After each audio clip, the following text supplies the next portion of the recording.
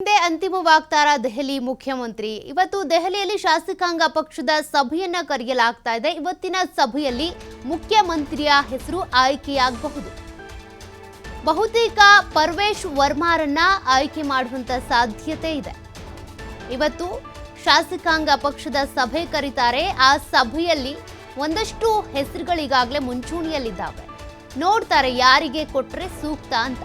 CM ರೇಸ್ನಲ್ಲಿ ಬನ್ಸೂರಿ Swaraj ಇದ್ದಾರೆ, ವೀರೇಂದ್ರ ಸಚ್ದೇವ್ ಇದ್ದಾರೆ, ಹಾಗೆ ವಿಜೇಂದ್ರ ಗುಪ್ತಾ, ಮನೋಜ್ ತಿವಾರಿ ಹಾಗೂ ಸತೀಶ್ ಉಪಾಧ್ಯಾಯ, ಮಂಜಿಂದಾರ್ ಸಿಂಗ್ ಸಿರ್ಸಾ, ರೇಖಾ ಗುಪ್ತಾ ಇವರೆಲ್ಲರ ಹೆಸರು ಕೂಡ ಮುಂಚೂಣಿಯಲ್ಲಿದ್ದಾರೆ।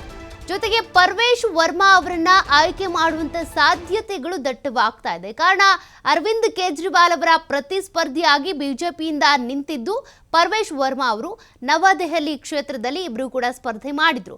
ಮಾಜಿ ಮುಖ್ಯಮಂತ್ರಿ ಅರವಿಂದ್ ಕೇಜ್ರಿವಾಲ್ ಅವರನ್ನೇ ಸೋಲಿಸಿರುವಂತ ಕೀರ್ತಿ ಈಗ ಪರ್ವೇಶ್ ವರ್ಮಾ ಅವರಿಗೆ ಸಲ್ಲುತ್ತೆ। ಹಾಗಾಗಿ ಪರ್ವೇಶ್ ವರ್ಮಾ ಅವರ ಹೆಸರೇ ಮುಂಚೂಣಿಯಲ್ಲಿದೆ। ಬಟ್ ಈಗ ರೇಸ್ನಲ್ಲಿ ಕೆಲವರ ಹೆಸರು ಓಡಾಡ್ತಾ ಇದೆ। ಪರ್ವೇಶ್ ವರ್ಮಾ ಅವರು 2 ಬಾರಿ ಸಂಸದರಾಗೂ ಕೂಡ ಆಯ್ಕೆಯಾಗಿದ್ರು। ಜೊತೆಗೆ ಒಂದಷ್ಟು ಪಕ್ಷ ಸಂಘಟನೆಯಲ್ಲೂ ಕೂಡ ಅವರ ಪಾತ್ರ ಪ್ರಮುಖವಾಗಿದೆ।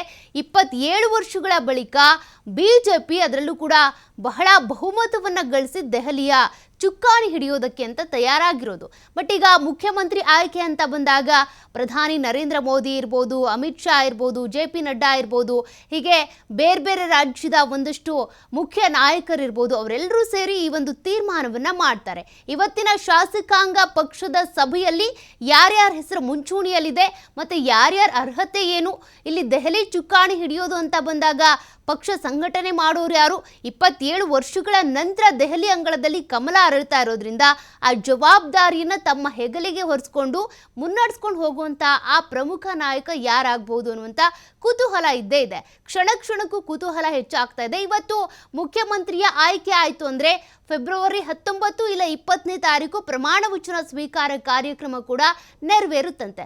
ಹಾಗಾಗಿ ಇವತ್ತಿನ ಶಾಸಕಾಂಗ ಪಕ್ಷದ ಸಭೆ ಬಹಳಷ್ಟು ಮಹತ್ವವನ್ನ ಪಡ್ಕೊಳ್ತಾ ಇದೆ। ಅರವಿಂದ್ ಕೇಜ್ರಿವಾಲ್ ಅವರನ್ನ ಸೋಲಿಸಿರುವಂತ ಪರ್ವೇಶ್ ವರ್ಮಾ ಅವರಿಗೆ ಈ ಒಂದು ಮುಖ್ಯಮಂತ್ರಿ ಸ್ಥಾನ ಸಿಗುತ್ತಾ ಅನ್ನುವಂಥ ಕುತೂಹಲ ಕೂಡ ಇದ್ದೇ ಇದೆ। ಯಾಕೆಂದ್ರೆ ಕೇಜ್ರಿವಾಲ್ ಅವರು 10 ವರ್ಷ ಅಲ್ಲಿ ಆಳ್ವಿಕೆ ಮಾಡಿದ್ದವರು, ಅವರನ್ನೇ ಸೋಲಿಸಿರೋದು ಪರ್ವೇಶ್ ವರ್ಮಾ।